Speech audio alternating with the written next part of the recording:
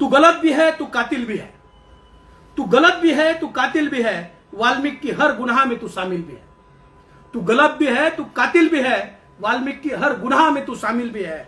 आज तुझे मिल रही है क्लीन चिट, आज तुझे मिल रही है क्लीन चिट। किस्मत वाला है तू, आज सरकार तेरी है। आता isakal.com आहे देशातील नंबर 1 ची मराठी न्यूज वेबसाईट। प्रत्येक अपडेटसाठी isakal.com ला नक्की भेट द्या। तुम्ही जे उद्योग केलेत ते तुम्ही स्वतःसाठी केलेत। म्हणजे तुम्हाला राजकारणात आडवे येत आहेत म्हणून काही लोक मारलेत, तुम्हाला राजकारणात आडवे येत आहेत म्हणून लोकांना तुम्ही खोट्या केसेसमध्ये गुंतवलाय। परंतु तुम्ही आता जातीच्या आडी होऊ नका, आता जातीच्या पाठीमागे लपू नका। तुम्ही तुमच्या पद्धतीने केलाय, तुम्ही स्वतःसाठी केलाय। आणि ही जी जातीतली माणसं आहेत ही सगळी, या जातीतल्या माणसावर केलेल्या अन्यायाबद्दल धनंजय मुंडे साहेब तुम्ही बोललं पाहिजे।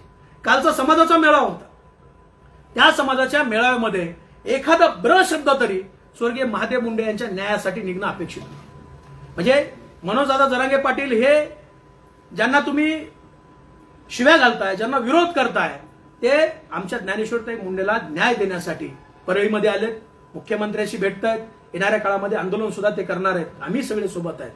परंतु आता आम्ही सर्व हे वंजारी समाजातली जेवढी लोक आहेत, ही वाल्मीकरण आणि धनंजय मुंडे यांच्या अन्यायाने ग्रस्त असलेली लोक, आम्ही सुद्धा आता समाजाच्या न्यायालयामध्ये जाणार आहे। येणाऱ्या काळामध्ये ज्यावेळेला आम्ही मुंबईवरून परत येऊ त्यावेळेला आम्ही सर्वजण भगवानगडावर जाऊन न्यायाचार्य नामदेव शास्त्री महाराज यांच्याकडे जाणार आहेत आणि त्यांना सुद्धा आम्ही या अन्यायाच्या विरोधामध्ये आम्हाला अन्यायाच्या विरोधात न्याय द्या, आमचा न्याय करा अशी आम्ही मागणी त्यांच्याकडे सुद्धा करणार आहोत। की शेवटी ते धर्मपीठ आहे आणि बहुतांश समाज हा त्या धर्मपीठाला मानतो। नामदेव शास्त्री महाराजांना आम्ही सुद्धा फार मानतो। त्यांनी ज्या पद्धतीने भूमिका घेतली की धनंजय मुंडे हे भगवानगडाचे आहेत आणि आम्ही त्याला गडाचं घोषित केलंय, आमचं त्याच्याबद्दल अजिबात दुमत नाही। धनंजय मुंडेंना भगवानगडाने आपलं घोषित केलं तर आमचं दुमत नाही। परंतु हे जे काही गोर गरीब पीडित वंजारी समाज आहे त्या समाजाला सुद्धा तुम्ही आपलं म्हणलं पाहिजे। त्यांच्यावर जो अन्याय झालाय तो अन्याय सुद्धा तुम्ही निवारला पाहिजे। पण त्याच्या अगोदर 5 वर्ष पंकजाताई पालकमंत्री होते। पंकजाताई पालकमंत्री असताना एक तरी असा अन्यायग्रस्त माझ्या समोर आणून दाखवा। ताईबद्दल तक्रार असू शकते की ताईंनी मला काम केलं नाही माझं, किंवा ताईंनी माझ्या कामाकडे दुर्लक्ष केलं, परंतु एखाद्याचं कुटुंब उद्ध्वस्त केलंय अशी एकही व्यक्ती पंकजाताईच्या 5 वर्षाच्या काळात मिळणार नाही। परंतु वाल्मीकरण आणि धनंजय मुंडे यांच्या काळामध्ये हजारो कुटुंब उद्ध्वस्त झाले। त्याच्यामध्ये ते युनिव्हर्सल पद्धतीने केलंय, म्हणजे त्यांनी कुणाला सोडलं नाही, कोणत्याच जातीला सोडलं नाही। परंतु आज तुमच्यावरती वेळ आल्यावर 200 दिवस तुम्ही गप असता आणि माझ्या जातीला बदनाम केलं, माझ्या जातीला। मग आम्ही कोणत्या जातीचे आहेत? आम्ही त्याच जातीचे आहेत की गेले 4 वर्ष आम्ही तुमचा अन्याय अत्याचार सहन करतो। अरे एकातून जामीन झाली की दुसरा, म्हणजे वाल्मिक कराडकडून खंडणी घेतली असा गुन्हा माझ्यावरती आणि परळीत जाऊन खंडणी आणली। ज्या वेळेला मी याला जायचो ना हजेरीला जाताना मी रोज पोलीस स्टेशनला एक पत्र देऊन जायचो। ते पत्र असं असायचं की मी परळीला चाललोय हजेरी देण्यासाठी, माझ्या गाडीमध्ये बंदूक होती, माझ्या गाडीत गांजा होता, मी एखाद्या महिलेला छेडलं किंवा पोलीस स्टेशनला जाऊन मी एखाद्या पोलिसाला अरेरावी केली, अशा प्रकारची जर काही तक्रार आली तर त्याची पूर्ण चौकशी केल्याशिवाय माझ्यावर गुन्हे दाखल होऊ नये। हा जो भास्कर केंद्रे नावाचा जो व्यक्ती आहे त्या भास्कर केंद्रेंनी मला 2 वेळेला त्या पोलीस स्टेशनमध्ये आई बहिणीवर शिवीगाळ केली। फक्त अपेक्षित होतं की यांनी मला एक शिवी द्यावी आणि मी याच्यावरती 353 दाखल करावं। त्यावेळेला आम्ही संयम ठेवला, त्यावेळेला प्रचंड संयमाने आम्ही वागलो। परंतु हा जो अन्यायाचा बांध आहे, म्हणजे आत्महत्या करण्यापर्यंत जर वेळ येत असेल, आपल्या समोर जर एखाद्याचा जीव जात असेल आणि तरी आपण लढत नसू, आपण अन्यायाच्या विरोधात बोलत नसू, म्हणजे भगवान बाबांनी आम्हाला शिकवलंय भले तर देऊ काशाची लंगोटी, नाथाळाच्या माती आणू काठी। आणि मग त्या पद्धतीने आता विचारतील की इतक्या दिवस कुठं होता, का नाही बोलला? तर बाबांनो, जोपर्यंत स्वर्गीय संतोष अण्णा देशमुखांची हत्या झाली नाही तोपर्यंत आम्ही जेल आणि फरारच होतो। अण्णांची हत्या झाल्यानंतर तुमच्या नेत्यांनी मौन धारण केलं होतं, मग आम्ही प्रश्न विचारायचे कुणाला? काल धनंजय मुंडे साहेब अगदी घडा बोलले, त्यांना स्वास्थ्य मिळालं, त्यांची तब्येत बरी झाली, त्याबद्दलही मी त्यांना शुभेच्छा देईन। आणि मग आता ह्या प्रश्नाची उत्तर तुम्ही दिली पाहिजे।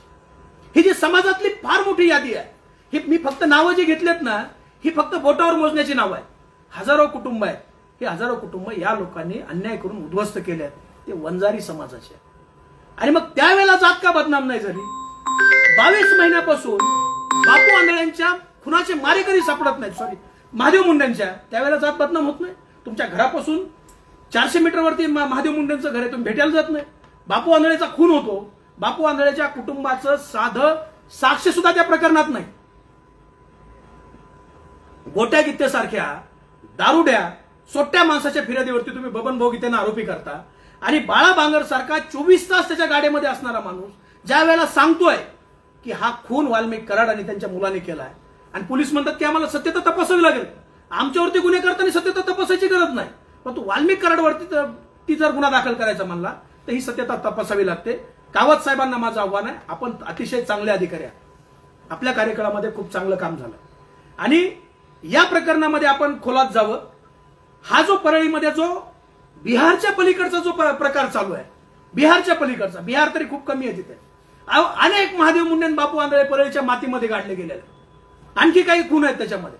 एकदा महादेव मुंडेमध्ये आरोपी अटक होतात, ते लोक सुद्धा समोर यायला तयार.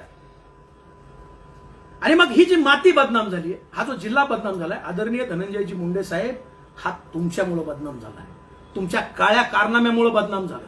तुम्हाला पुन्हा मंत्री व्हायचंय, तुम्हाला पुन्हा काहीतरी मिळवायचंय. तुम्ही काल काहीतरी शेरोशायरी केली आणि त्या शेरोशायरीमध्ये तुम्ही सांगितलं की काय मी गुनाह न करके बहुत कुछ मैंने सहा है. मी बसल्या बसल्या मलाही एक शेरोशायरी आठवली. तू गलत भी है, तू कातिल भी है, तू गलत भी है, तू कातिल भी है, वाल्मीकि की हर गुनाह में तू शामिल भी है. तू गलत भी है, तू कातिल भी है, वाल्मीकि की हर गुनाह में तू शामिल भी है. आज तुझे मिल रही है क्लीन चिट, आज तुझे मिल रही है क्लीन चिट. किस्मत वाला है तू, आज सरकार तेरी है.